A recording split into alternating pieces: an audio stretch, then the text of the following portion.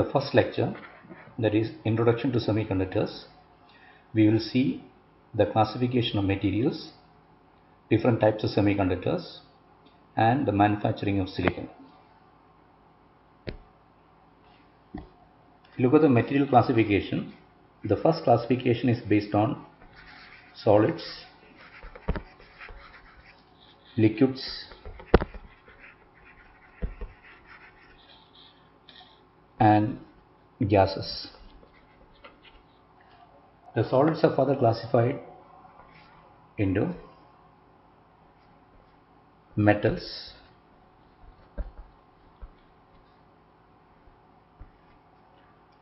polymers,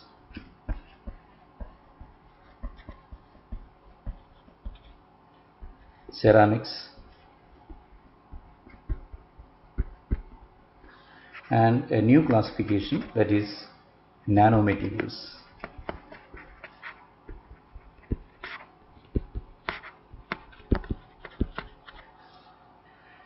That is a first classification.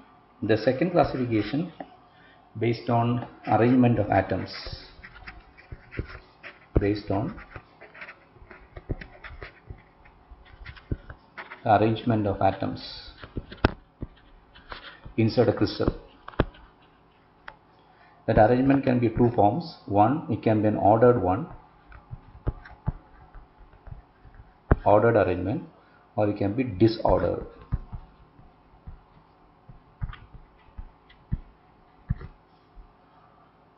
Based on that, the solids are further classified into, the first is polycrystalline, second amorphous, and third crystalline. When you look at the polycrystalline solids, if you look at, if you divide that particular solid into grain boundaries, within the grain boundary we can have a specific arrangement of atom, but outside that there is no such arrangement. The arrangement will differ. Therefore, a polycrystalline solid is one in which there is no long range order. No long range order. Such materials are used in electronic device fabrication, and one such example is the liquid crystal display, which is a polycrystalline transistor.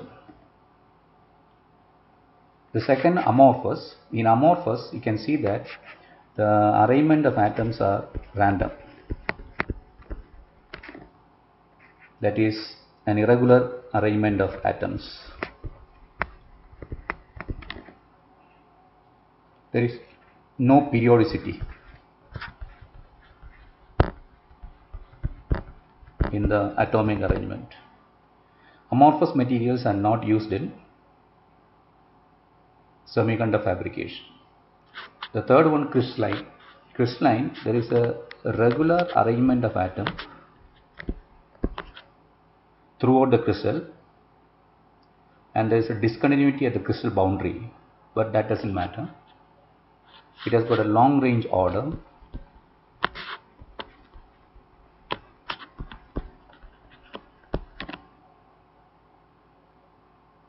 and these materials are normally used in fabrication of semiconductor devices.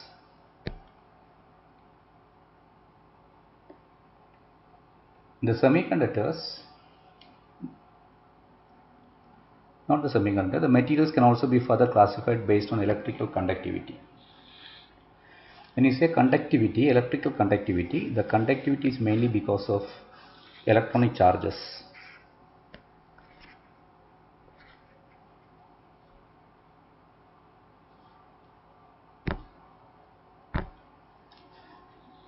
The conductivity is because of charges. The charges can be negative or it can be positive. The conductivity can be because of negative charges or positive charges. The negative charge, we call it as an electron. The positive charge, we call it as a hole. So the conductivity can be due to electron, or conductivity can be due to holes. When you plot a graph, that is the free charge concentration, the free charge concentration measured in centimeter raised to -3, and this is 10 to the power of 6, 10 to the power of 21. If the concentration of the free charges is less than 10 to the power of 6, then that material we call it as an insulator. If the concentration of the charge carrier is greater than 10 to the power of 21, then that material we can call it as a conductor.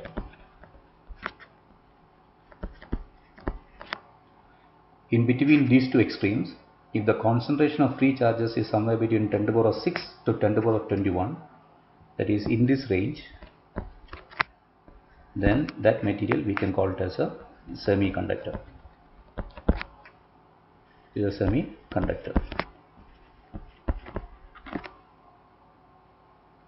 So in a semiconductor, the free charge concentration lies somewhere between 10 to the power of 6 and 10 to the power of 21 centimeter raised to -3.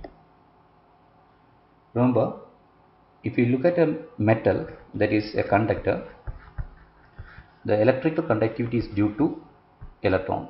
So it is electron conduction. But when you look at a semiconductor, SE for semiconductor, the electrical conductivity can be because of electron or it can be because of hole. Hole I write as H plus, just put a positive charge.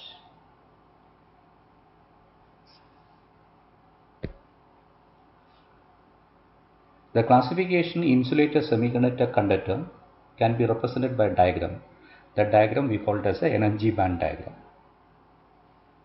In the energy band diagram, we have got two types of bands. One we call it as a conduction band. I can write this as CB, conduction band, and other one is a valence band. The valence band contains electrons which are tightly held to the nucleus of the atom, whereas a conduction band normally contains carriers or electrons which are not tightly held to the nucleus of the atom, which are free electrons.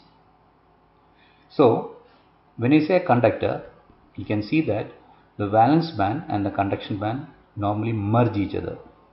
That means those electrons that is there in the valence band, they are also present in the conduction band. And remember, in a conductor, the conductivity is because of only electrons. There is no concept of holes inside a conductor. When you look at a semiconductor, the conduction band and the valence band, they are separated by a small gap. The small gap we call it as a forbidden gap. And if you look at the forbidden gap, the band gap energy,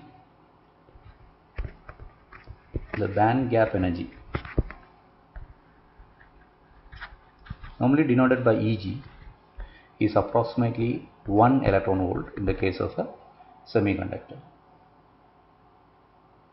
So the conduction band and the valence band, they are separated by a small gap. If the valence band and conduction band, they are separated by large band gap, large Eg, then we call that as an insulator. So we'll come across the energy band diagram at a later stage for a semiconductor in detail. When you look at the classification of devices, the devices are classified based on the applications. The first classification is low power or high power. Low or high power device. The device is used for low power application.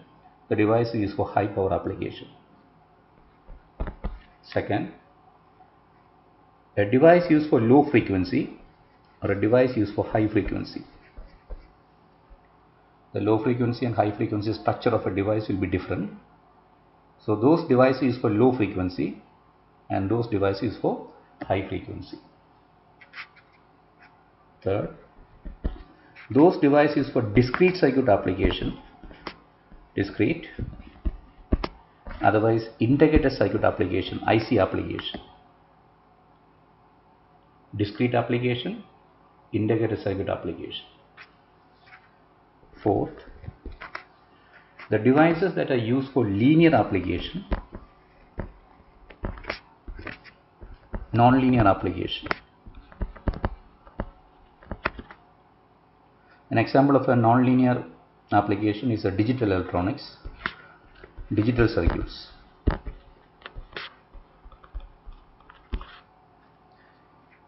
And fifth, the devices used for sensors or transducers. So the classification of devices based on low power, high power, low frequency, high frequency, discrete integrated circuit application, linear, non-linear application, and the device used for developing sensors.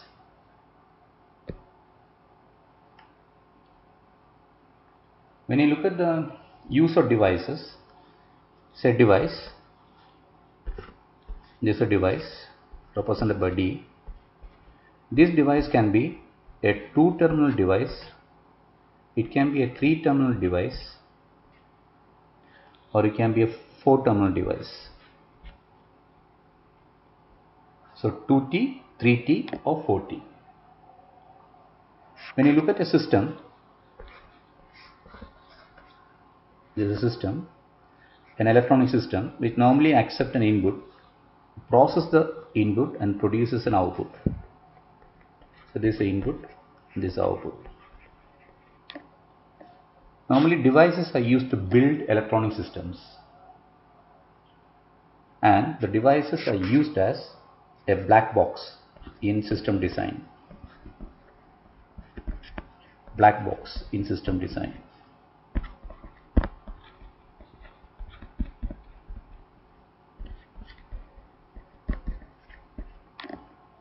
The devices are normally used as a black box in the system design. When you say black box, it can represent anything. You can represent any transistor, any device. But if you just look at the device has got some characteristics. We just look at the device characteristics. One, you can have a static VI characteristics. You can have a dynamic characteristics. You can have a transient characteristics.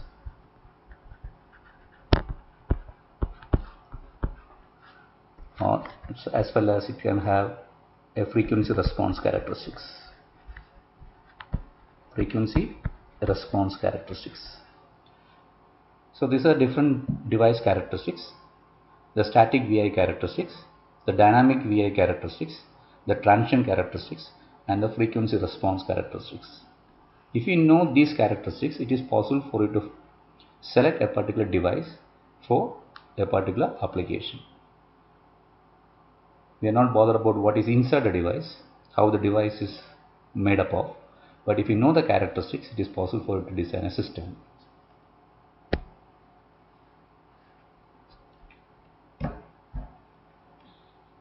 The types of electronic systems. The systems are basically classified into two. One is a low power system, low power. The second is a high power system.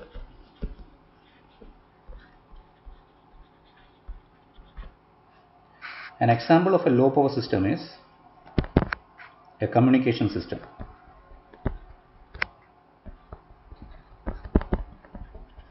An example of a high power system is the power transmission.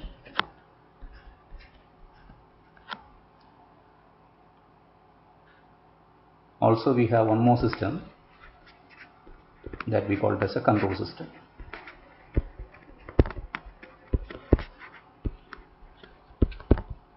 Control system means we can control a high power device by using a low power electronics. So that we call it as a control system. So when you look at the low power, the example is a communication system. What is important in a communication system is how to generate information, how to process the information, how to store the information, and how to transmit the information. These are the important points in low power systems. Whereas in the case of high power, like a power transmission, generation transmission, what is important is the power generation, the power transmission, and the power distribution. So everywhere we normally make use of electronic devices. Low power system make use of low power devices, high power system make use of high power devices.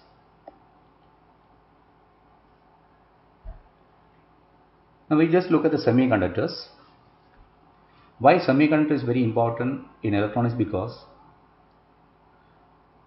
its electrical conductivity due to the concentration of free charges, we can vary from 10 to the power of 6 to 10 to the power of 21.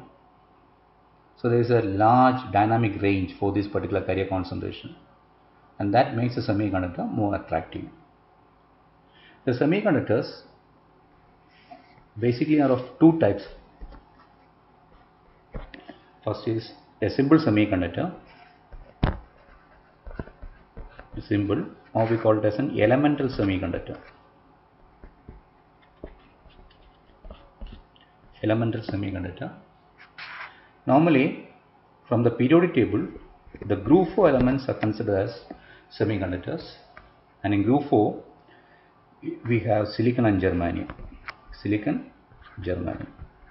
Silicon having an atomic number 14 and germanium having an atomic number 32. These are the two elemental semiconductors. Otherwise, it should be a compound semiconductor.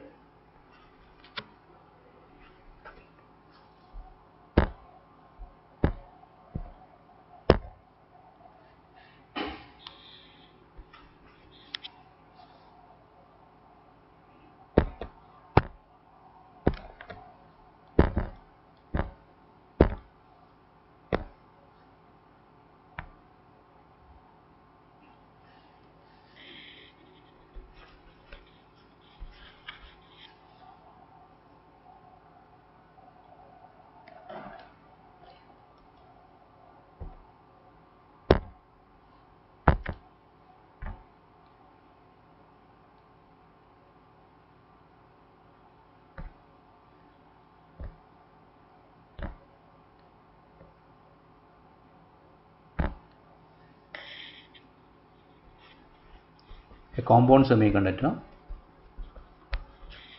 A compound semiconductor can be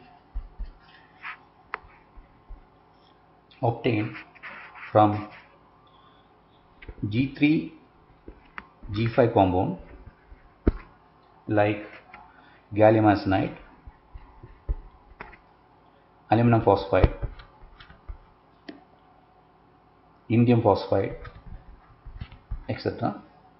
Or it can be from G2, G6, group 2, group 6 element like lead sulfide, PBS, cadmium telluride, CdTe,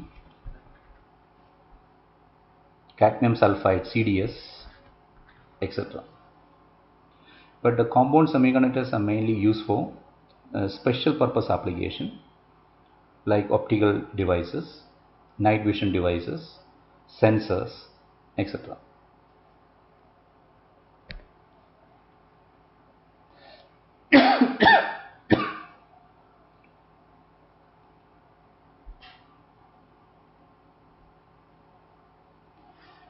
If you look at the semiconductor classification, the semiconductors are classified into three types. The first is a pure semiconductor. The second is intrinsic semiconductor. Intrinsic. The third is extrinsic semiconductor.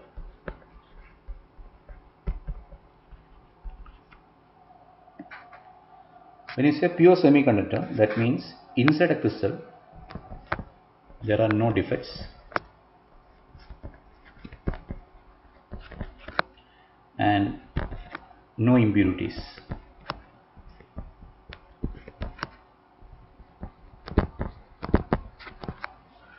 So inside a crystal we have no defects and no impurities. But if you just look at the concentration of carriers, we have the electron concentration equals hole concentration at room temperature. That is what a pure semiconductor is. But a pure semiconductor is not available.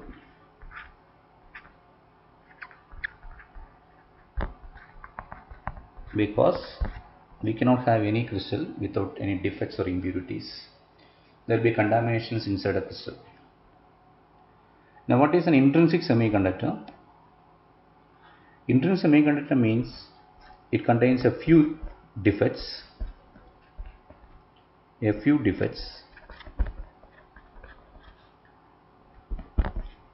impurities are present inside a crystal. And if you just look at the electron concentration, is also equal to the hole concentration inside a crystal at some temperature, say room temperature T equal to 300 Kelvin.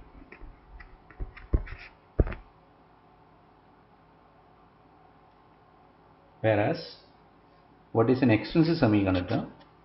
Here we add impurities to the semiconductor.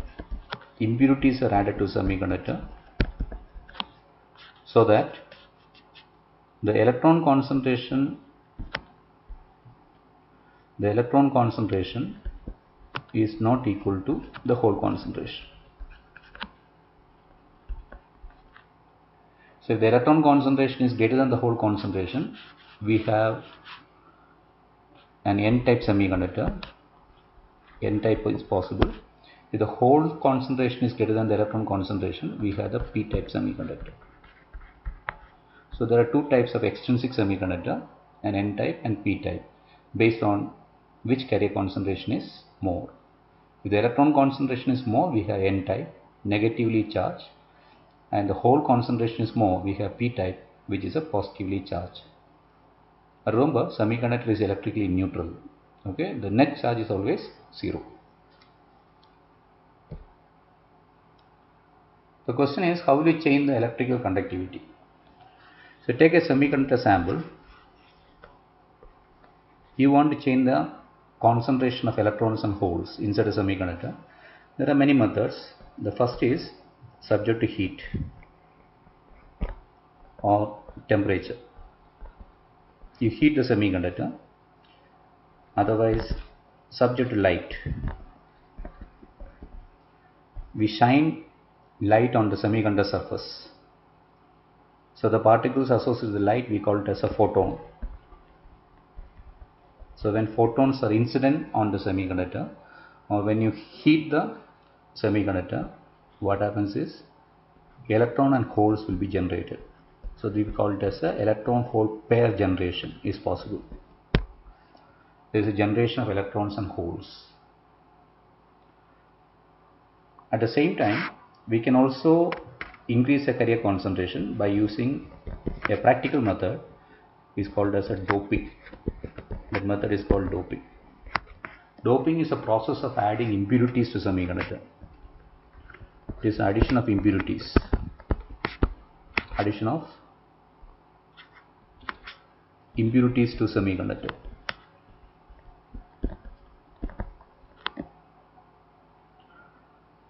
The doping is a practical method of controlling the conductivity. So we have a bright phase, whereas light and heat is not practical. Therefore what happens is we are having a dull phase. So by subjecting a semiconductor to light heat, we can increase the concentration of carriers inside a semiconductor, but these two are not practical methods. Hence we go for doping, where we add impurities to semiconductor to control the conductivity.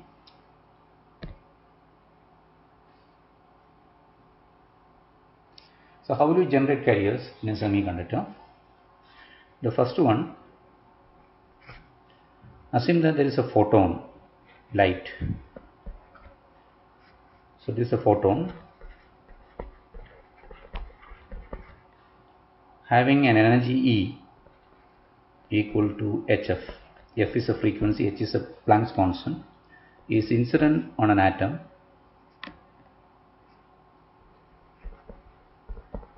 inside a semiconductor crystal.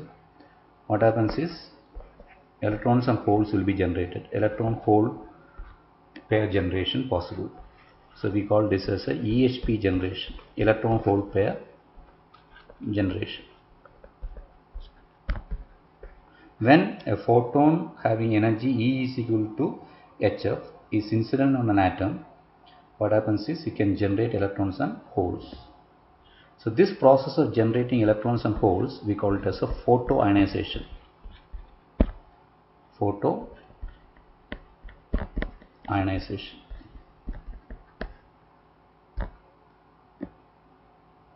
The second method is assume that there is an electron or a hole having a high kinetic energy. High kinetic energy, the energy can be because of temperature, is hitting an atom inside a semiconductor crystal. It can generate electron and hole. So here also electron hole pair generation.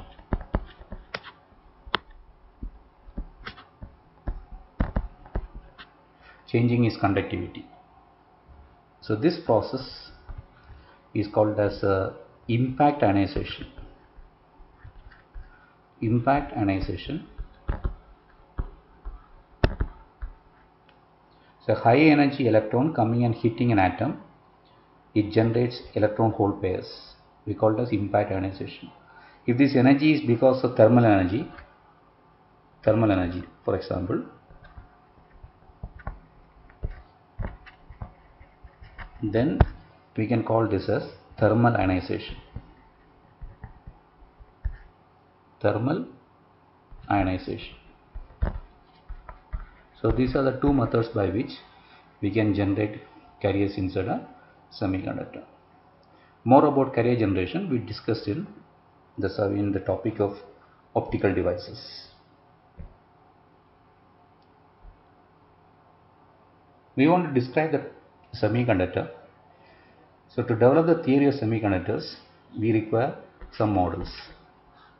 There are two models for semiconductor. One we call it as a Born model.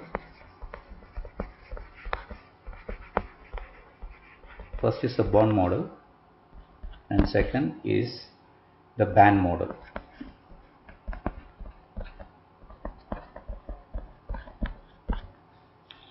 Born model and band model of semiconductors.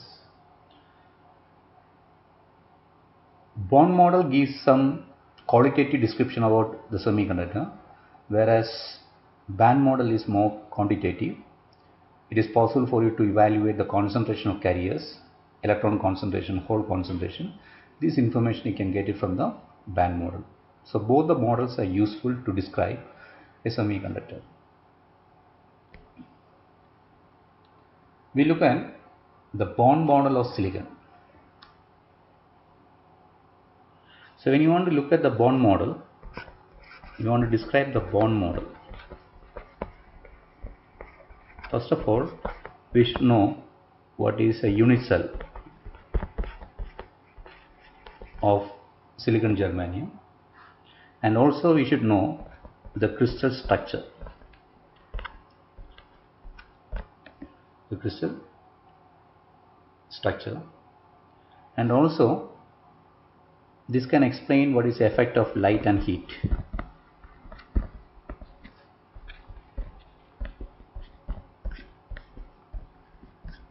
On semiconductor.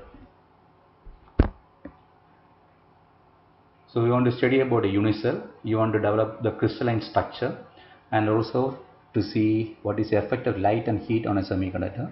We normally use a Born model of the semiconductor.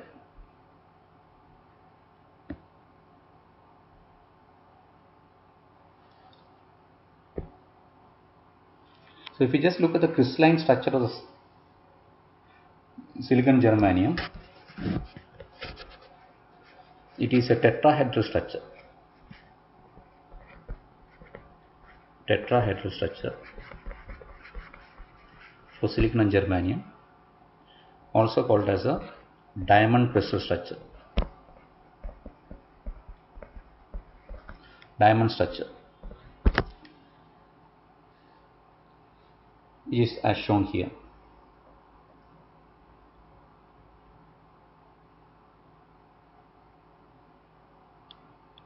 That is a crystalline structure of silicon germanium. The distance between the corner atoms, the nearby corner atoms, we call it as a lattice constant. That lattice constant denoted by A, which is 5.43 Armstrong unit for silicon. So this is the structure of silicon germanium, which is a diamond structure. The crystal structure of gallium arsenide, it is the zinc blende structure. Zinc blende structure.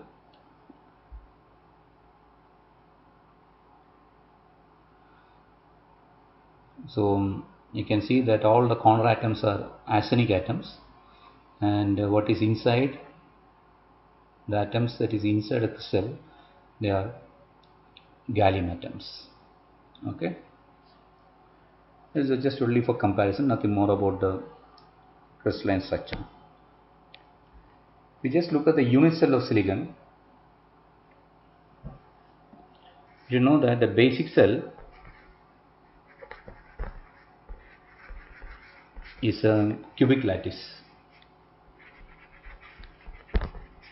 Cubic lattice. So in a cubic lattice, we draw a cube having a side A, which is a lattice constant, like this, and one atom at each corner of the cube. So total of 8 atoms. We can show one atom at the corner of each at the corner. So 8 atoms at the corner. In that, 1/8 of 8 atoms will be inside the cell. 1/8 of 8, that is equal to 1 atom. So 8 atoms at the corner, but because it's a cube, what happens, 1/8 of that particular atom will be inside a cube. So 1/8 multiplied by 8 will give you 1 atom. Then we can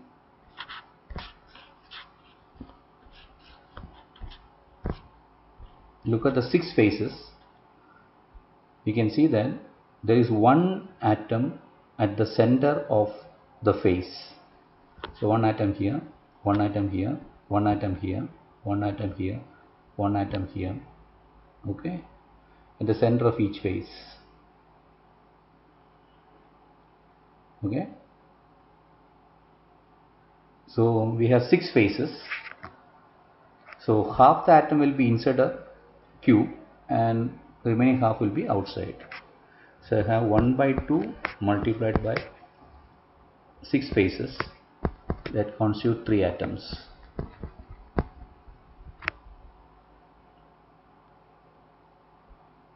Okay, then we draw the cube. We consider corners A, B, C, D. Okay, at a distance of A/4 from each corner A, B, C, D, from these 4 corners, and at a distance of A/4 in all directions, there is one atom inside the, so it will be A/4. There is one atom here, There's one atom here. There's one atom.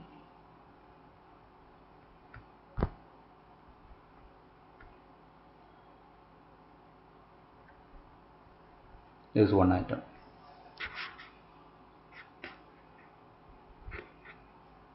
So 4 atoms. So we have 4 atoms here. So at a distance of a by 4, this distance is a by 4, and this is a. This corner to corner distance is a. It is a lattice constant. So there is one atom at a distance of a by 4 from each of the 4 corners in all directions if you move. Therefore these 4 atoms will be inside a cube. Okay. When you put all the things together, we have the unit cell of silicon. So how many number of silicon atoms per unit cell? So if you look at the one unit cell of silicon atom is made of 1 by 8 of 8 corner atoms,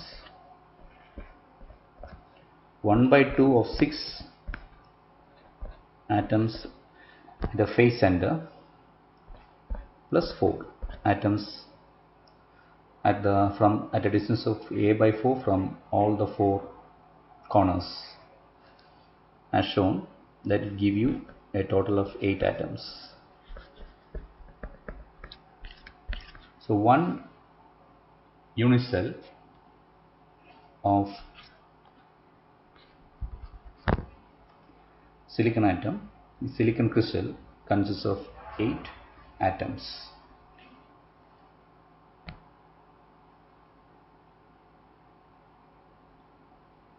If you look at the silicon germanium parameters, the silicon atomic number and germanium atomic number. Germanium it is 32, silicon it is 14. If you just look at the atomic weight, it is 72.6 for germanium and 28.1 for silicon. That's much gram per mole. It has got a unit, gram per mole.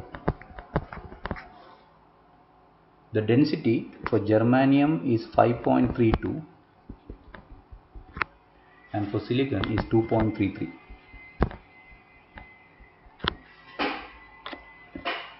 That much gram per centimeter cube.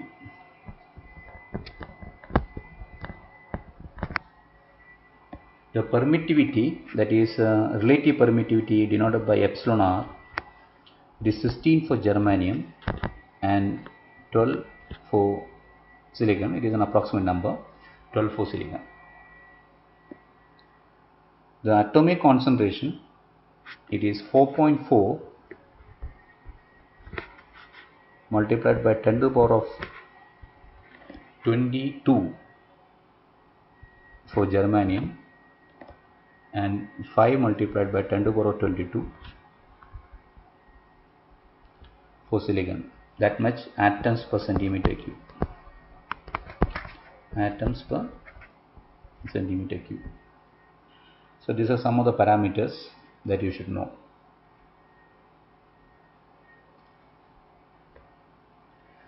Out of that, the density of silicon atoms per centimeter cube is very important.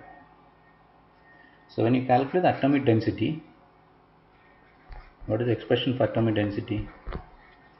Atomic density is given by the Avogadro's number AV multiplied by the density divided by atomic weight.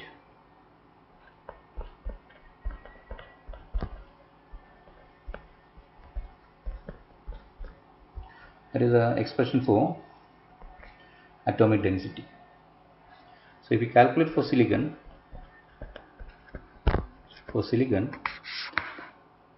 So how many number of atoms are there per centimeter cube?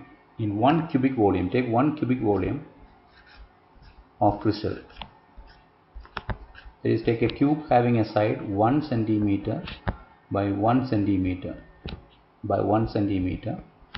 So 1 centimeter cube volume, if you take it, what is the atom concentration? So number of atoms per unit per centimeter cube. Number of atoms per centimeter cube will be given by Avogadro's number. It is 6.02. 6.02 multiplied by 10 to the power of 23 atoms per mole. Atoms per mole multiplied by the density. The density is 2.33 gram per centimeter cube divided by the atomic weight. Atomic weight is 28.1 gram per mole. So that reduces to approximately 5 multiplied by 10 to the power of 22 atoms per centimeter cube. And for germanium, if you do this calculation, we get 4.4 multiplied by 10 to the power of 22 atoms per centimeter cube. So in 1 cubic volume, we have this much number of atoms are available.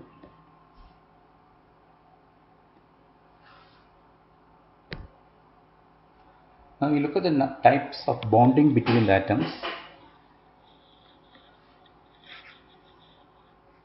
There are many different types of bonding. One, we have van der Waals bond. Van der Waals bond, which is a bond that is formed in inert gases. The second one is metallic bond,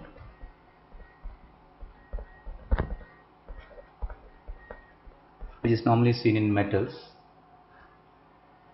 The third is ionic bond,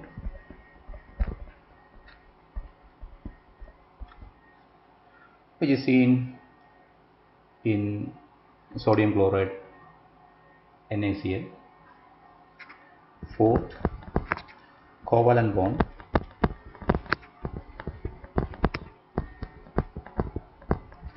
which is seen in silicon germanium. Normally it is the characteristics of G4 elements. And the fifth bond is ionic plus covalent. Ionic plus covalent bond.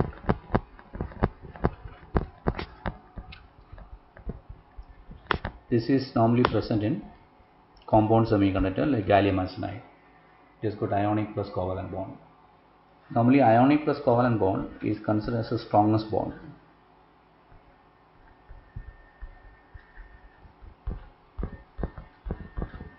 Strongest bond. So this arrangement, this is based on the increasing order of bond strength. Okay. When you move from van der Waals bond to the ionic bond, the bond strength is increasing. Okay. Increasing order of bond strength.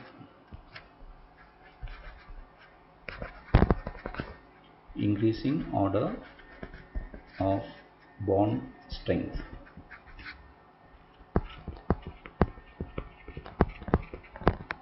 Normally the bond strength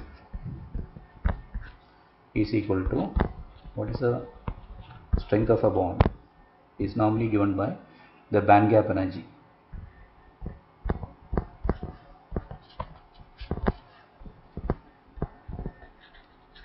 Band gap energy. We see the band gap energy for almost all the types of semiconductors later.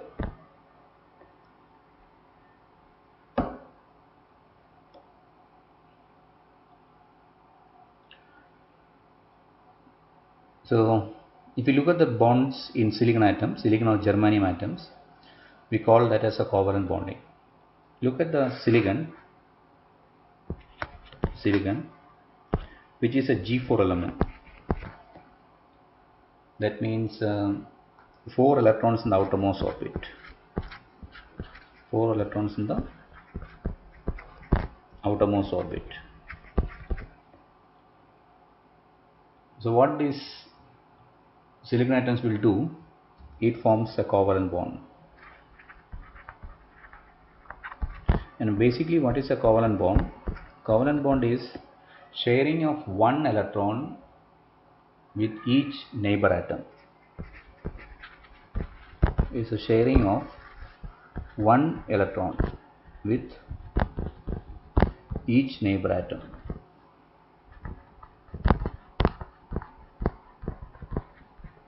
Thereby forming an octet, 8 electrons in the outermost orbit.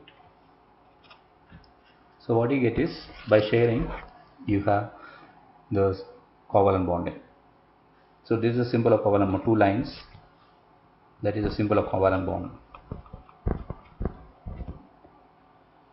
But what is the effect of temperature is denoted here.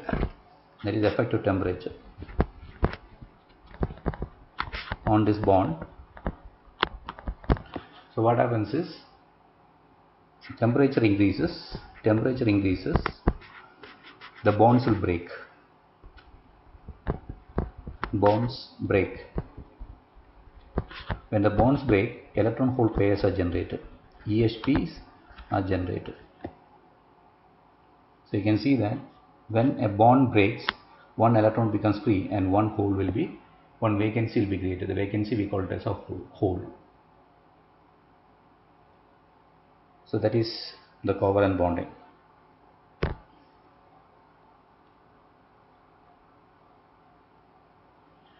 We just look at the manufacturing of silicon.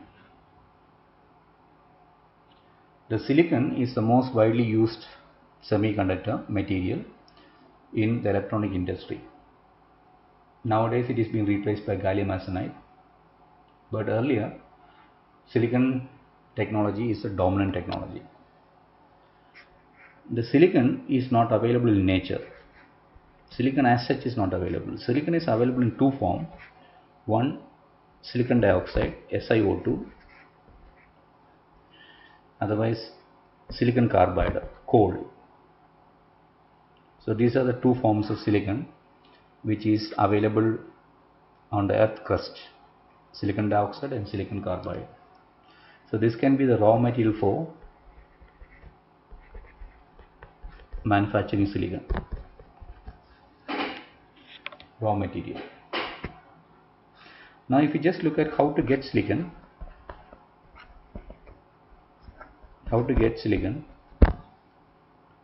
there are 2 methods are there, 2 steps are there.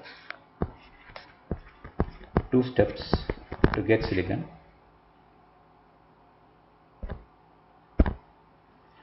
The first one is called zone refining.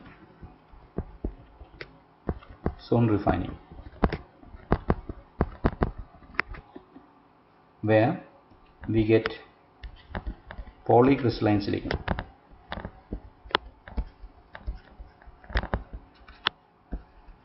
Polysilicon crystal. After that, we have a process called as crystal growth. Crystal is grown. Crystal growth. This will give you single crystal silicon. Means crystalline silicon. Remember that crystalline silicon is used by the electronic industry. So the raw materials for silicon, it can be silicon dioxide or silicon carbide, and from the silicon dioxide or silicon carbide you should get polycrystalline silicon using the process called as zone refining, and from polycrystalline silicon we get the single crystal silicon using the process called as crystal growth. We just look at the zone refining. First, what you do is, the silicon dioxide, SiO2, is mixed with silicon carbide SiC and heat it to a temperature above 1200 degrees centigrade. What we get is, we get silicon plus silicon SiO plus CO. SiO and CO, they are basically gases, silicon monoxide and carbon monoxide, and the silicon obtained is a solid silicon. The solid silicon, we call it as a metal grade silicon, MGS, metallic grade, which is only 98% pure. 98% pure.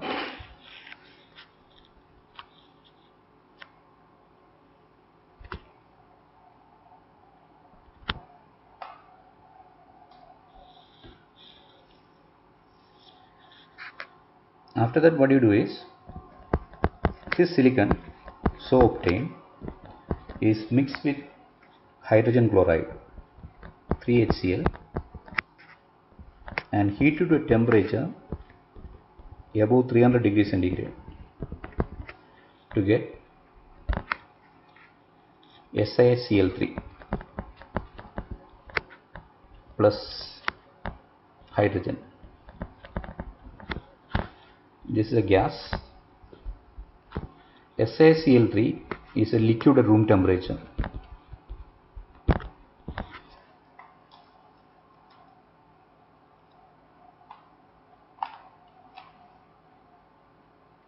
It is a liquid at room temperature. The third step is, we know how to purify liquids by using fractional distillation. So SiCl3, silicon SiCl3, that is called trichlorosilane, is subject to fractional distillation. Fractional distillation. What does it do? It provides pure SiCl3. Fractional distillation is one of the process of purifying liquids. So we get a pure SiCl3. Then what do you do? SiCl3 is subject to hydrogen reduction. So SiCl3 plus hydrogen and heated to a temperature above 900 degrees centigrade. What you get is, we get Si plus 3HCl. So this silicon so obtained, this is the electronic grade silicon, okay, which is a polycrystalline silicon. Polycrystalline silicon.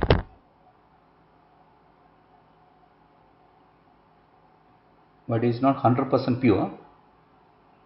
We can say that there will be some impurities present in the silicon. Normally the impurities are alkaline compounds, because the sand SiO2, the sand that is used in this process, is taken from the seabed. Because the seawater is alkaline, there will be traces of alkaline compounds that is present inside the silicon, that is compounds of sodium, potassium, lithium, and sodium, lithium, potassium compounds in the form of its oxides, chlorides, fluorides and bromides. So these are present in the silicon, that is impurity, but that only a trace of impurity present in the silicon.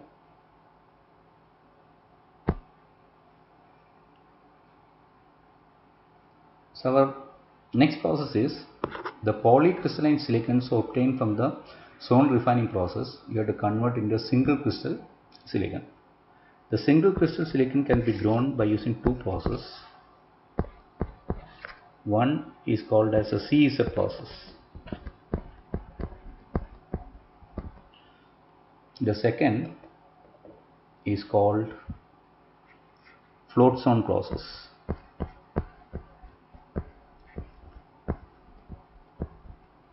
Float zone process. The CZ process is the most widely used process. CZ stands for Czochralski. CZO, CZO,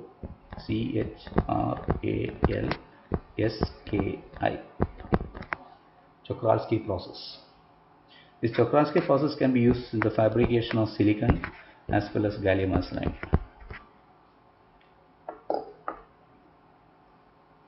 So the most widely used process is the CZ process. Basically, this process is called crystal pulling. Crystal pulling. So what is the process? The CZ process is basically first is a large size silicon. Large size silicon.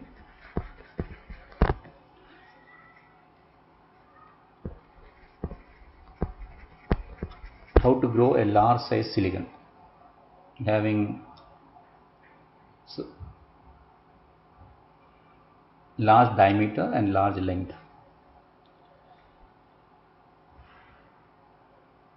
Second, this growth happens through a phase change. A phase change from liquid silicon to solid silicon. Liquid silicon to solid silicon.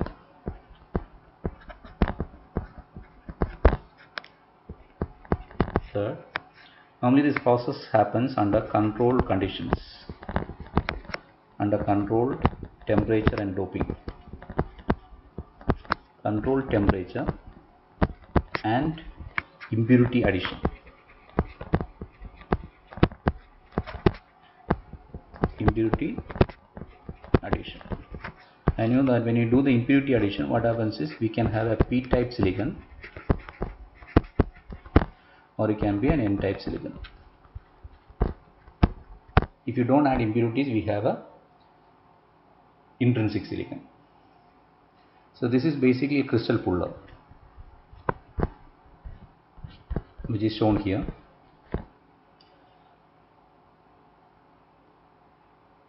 So there is a Czochralski crystal growth method. So in this method, we are growing a large size silicon through a phase change from liquid silicon to solid silicon under controlled conditions by controlling the temperature and the amount of impurities added to semiconductor to get a p-type or n-type semiconductor.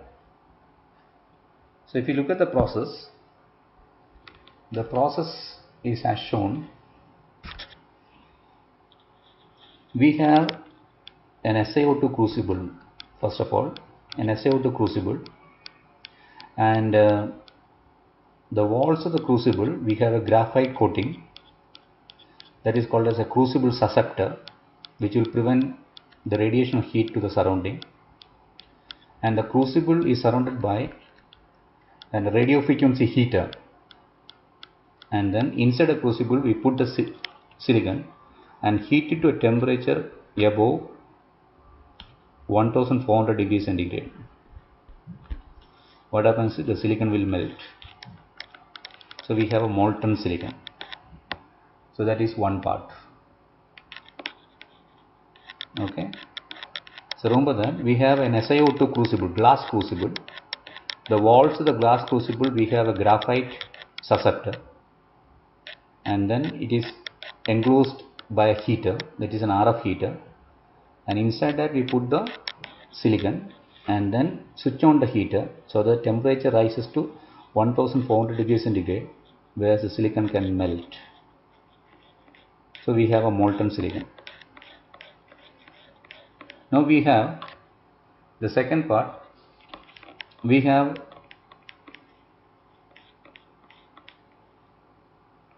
another crucible which is kept inverted, this one which is kept inverted.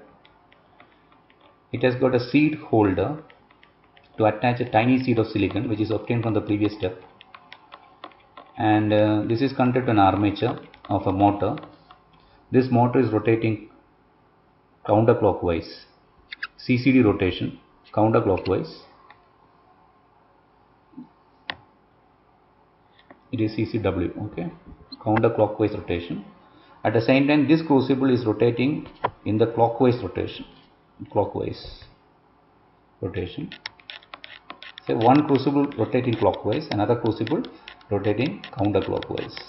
And to the top crucible, we attach a seed. A tiny seed of silicon is attached to a seed holder, and then this crucible is immersed into the silicon melt. When it is immersed into the silicon melt, we have a contact formed between the molten silicon and the solid silicon. So you can have an interface between solid and liquid silicon has been formed. At the interface, the surface tension will keep the atoms together. Then slowly, the top crucible has been pulled out of the melt. When you pull out of the melt, what happens is the melt shows a tendency to come along with that. Okay, and in that process, we get a large size silicon crystal. But during the process, what we do is we allow argon gas to flow through. Okay, that will cool the melt, thereby getting a solid silicon. We have a proper exhaust system that will remove the unwanted gases from the process. This is what the system is. So what we do is we insert the seed into the melt and slowly pull it out. And during the pulling process, what we do, we control the temperature at the interface by allowing the argon gas to pass through. Okay, thereby generating a large size silicon crystal. So the process can be shown like this. So we have the polycrystalline silicon here, polycrystalline silicon. The polycrystalline silicon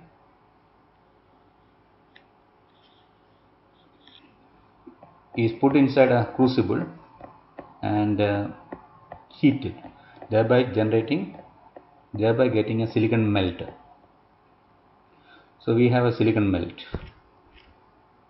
Into the silicon melt, we are inserting a tiny seed of silicon. When you insert a tiny seed of silicon, we get interface between silicon and solid silicon and liquid silicon, and slowly we are pulling out the silicon. So we can see a large size silicon crystal is being grown out of the silicon melt. Okay. So the process is shown like this. So the first is silicon melt. Second, you are inserting the seed. Third, we are pulling out that crystal. Fourth, growth of a large size silicon. And fifth process, what do you get? We get single crystal silicon. Single crystal silicon. This is shown here.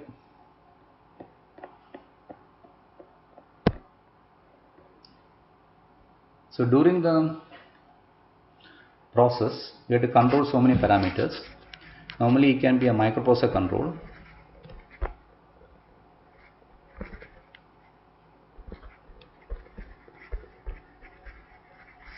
We have microprocessor control.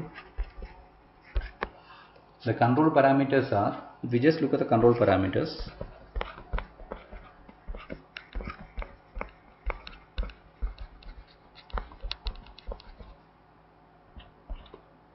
one, it is the temperature of the melt.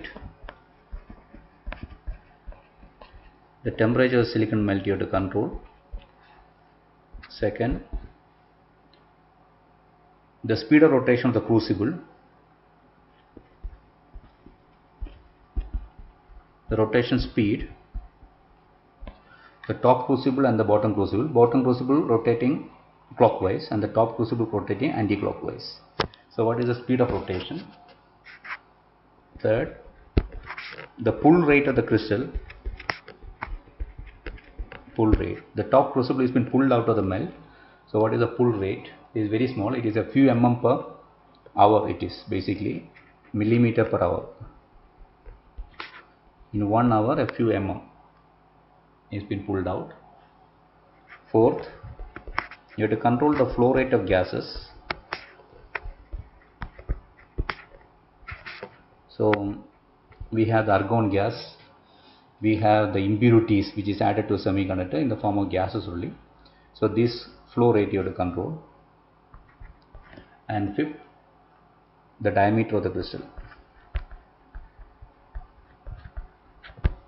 The diameter of silicon crystal.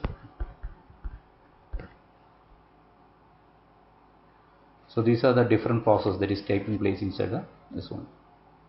So basically the diameter of silicon crystal depends upon these parameters. What is the temperature of the melt, what is the rotation speed, what is the pull rate, and what is the flow rate of the gases. All the things are determining the diameter of the silicon crystal.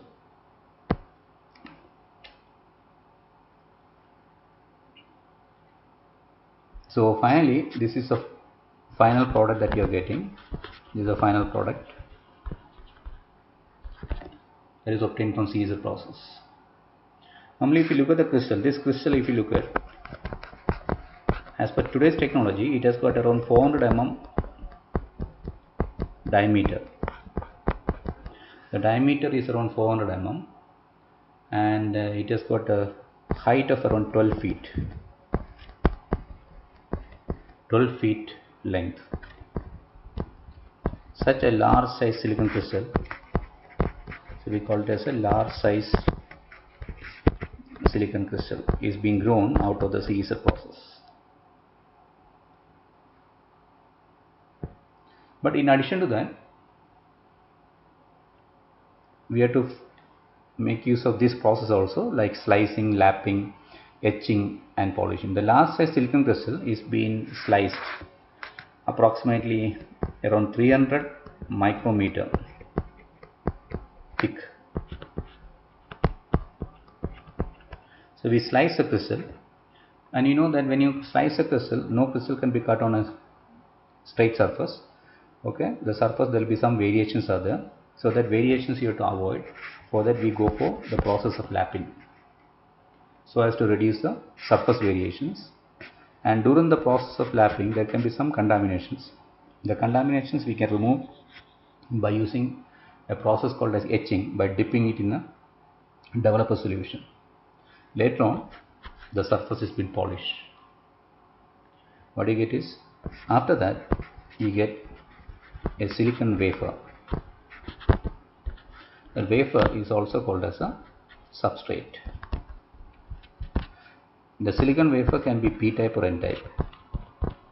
It can be P-silicon or N-silicon. So this is a process that is done after the fabrication. Then you have to cut the crystal. Okay, you can cut the crystal in 100 plane, 111 plane or 110 plane. Normally 100 plane cut is used in MOS technology, whereas 111 cut is normally used in bipolar technology. Bipolar technology we use 111 plane. Even 110 is also used in MOS technology. So in this particular lecture we have seen one, materials, the classification of materials. Second, semiconductors.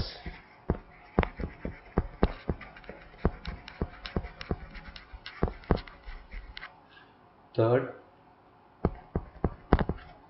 what is the crystal structure, the diamond and zinc blend. Fourth, the bond model of silicon. The bond model of silicon. Fifth, what is a process of manufacturing. Okay, manufacturing of silicon.